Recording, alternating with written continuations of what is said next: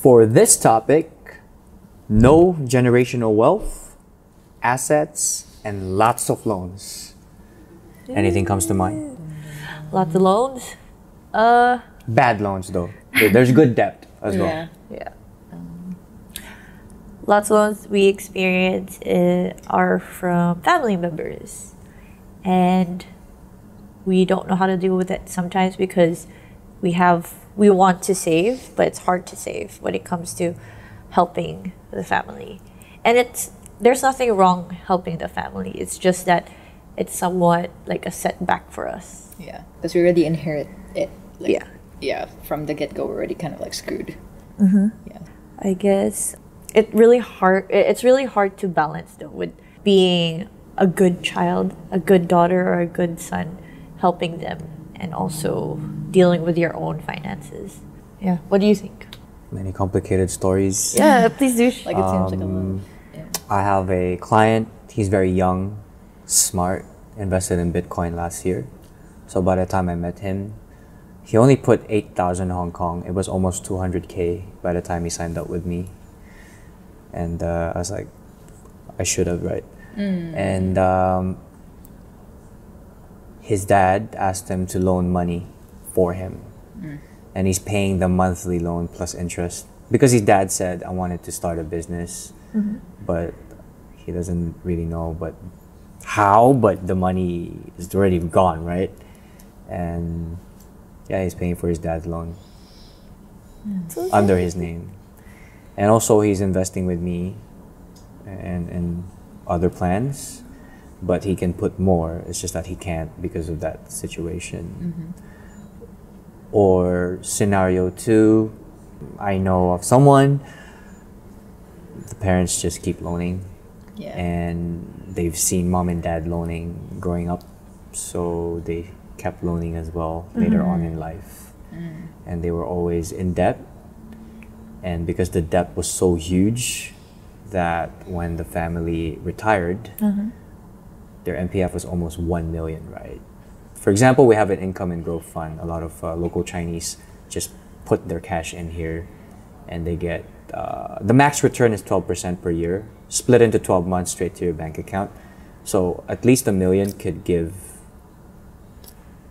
well, at this moment, around 6,000 a month. So your money is just making money for you, but you can still take it back.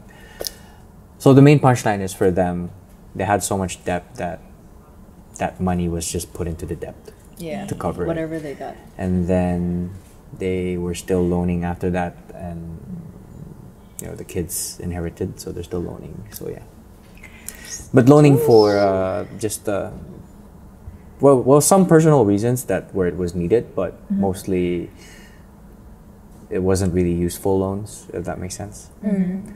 Or I've met people that, you know, what I do is correct people's mindset and wiring, right? They have huge loans because I wanted to travel, so I loaned that money. So I'm paying back the bank 8,000 now a month plus interest.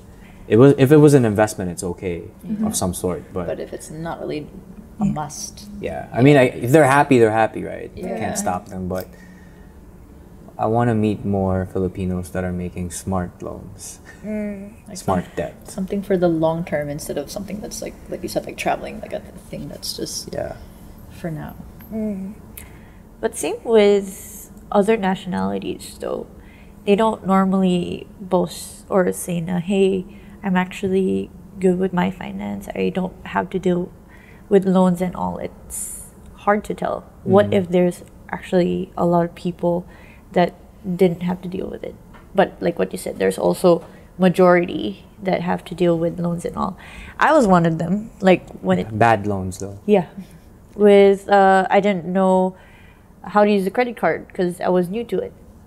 There are some people would say like, oh, credit card is bad, credit card is good. It depends on how you use That's exactly why I'm here. So that was before.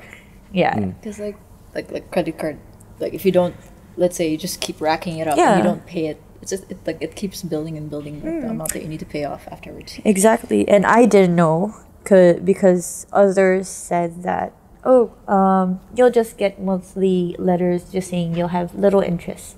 So in my head, I'm like, oh, little interest, so I'll just pay it later on then.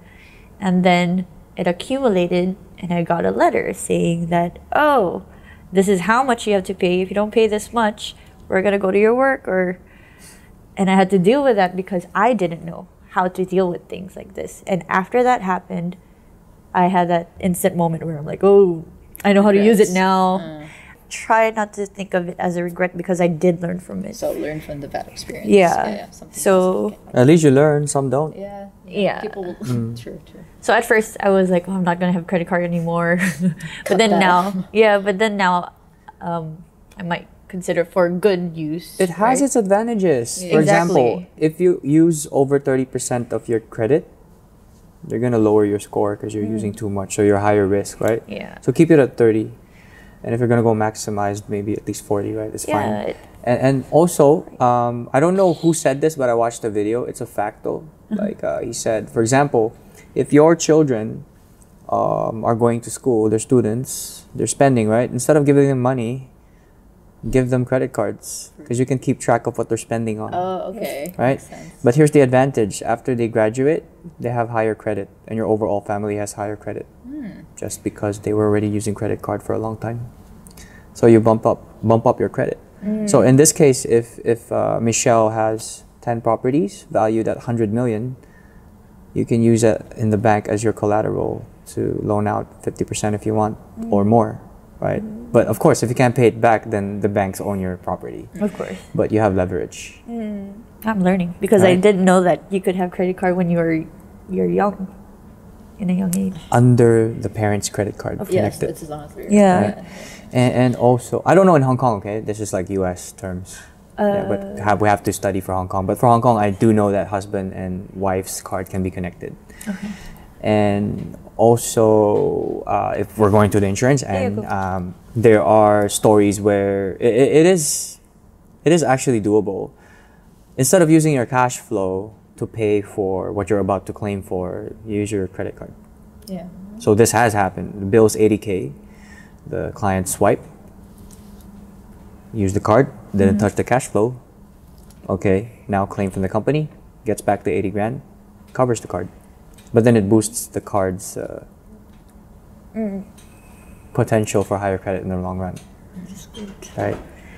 It really depends on how you use it, right? Everything's based on risk factor. Exactly. It's like, for example, you're earning a lot. I would gladly give you a 200,000 credit card, right? Because I know eventually there's a chance you might screw up. But if you don't screw up, then you didn't screw up. Yeah. You use it to your advantage. Exactly. The higher your value, the more they will give. The more they will give, the more leverage you have. The more you can use smart. I mean, use smart moves, then the better for you. Yeah. But the more you use bad moves, you go back down. Any experience with loan? Yeah, like I loaned because we were supposed to take a flat together, right? So I took a loan from one of the Philippine banks, and yeah, it's kind of I had to pay it off for like a whole year and everything. So, but then of course I was like, afterwards I don't want to have to do that anymore because it was like every month 2,000 plus my rent at the time. So I just in my mind I'm like, I don't want to have to be like, besides my rent, have to pay extra pa. Yeah. So that was my experience with the loan. But like you said, everything comes with risks. So I guess if I used it for like a smart thing, like which was for my flat, then it was actually worth it in the long run. Yeah, like for example, why do a lot love to loan and select 1 year to pay back or 2 years? I know the interest is less, but why are you gonna put yourself such a heavy target on your back, if that makes sense, where you keep blowing your head every month? Like you can barely put your money anywhere else because it's all focused on that. Now, unless if you're earning a lot and you can handle that and you can still invest in other things, great. But time is of the essence, right? So your maximum choice in Hong Kong is like 60 months. So if you split maybe 80K into 60 months plus the interest, maybe you're only paying 1,500 a month versus 1 year. It's so heavy. Yeah. So they don't think that way. And I always say life is a debt. You're gonna pay bills no matter what, and it will always accumulate. So if you're putting so much back to the loan in a short span of time, you could have started in something else actually at that time as well. So the balance of spending as well. So the loans is fine, just smart spending. Smart I have a way of using it. 21-year-old friend. He invested 35K for a bar for 10% stake.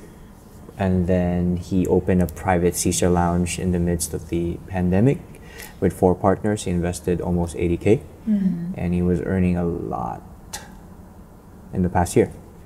He's also investing in stocks. Then their contract's going to end in this private space in October. And then they are going to potentially expand outside, like street level, let's say, right? So Good news. he didn't invest much. Or if you get, you have a good record with the bank, you have a pre-approved loan. Mine is like 298K, but if it will eventually go up the more I earn. So they provide you the benefit, but the risk is yours to take. But if everything's a risk, then you must make moves that you think will work out with the right people. Everything's risk anyway. You're playing a video game. Yeah. Yeah. We learn from it. Yeah, so even though we talk about crab mentality, I think it's still about the studying part. So the more you know, the more humbled down you get, and the more you want to understand. Yeah. It really depends on how people perceive it, get that information too.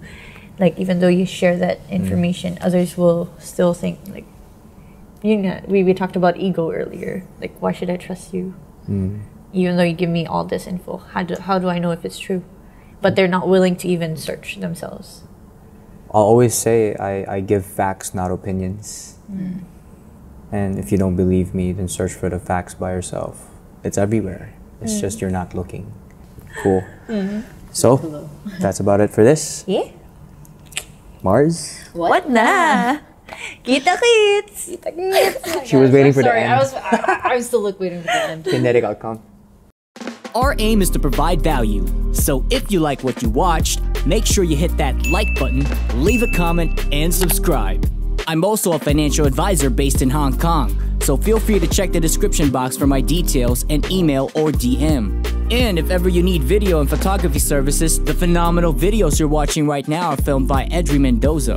Lastly, if you love hip-hop music, rap, R&B, singing, whichever that sounds amazing to your ears, because I always do a lot of experiments with it, feel free to drop by my channel at @SCF or Saint Crossfade.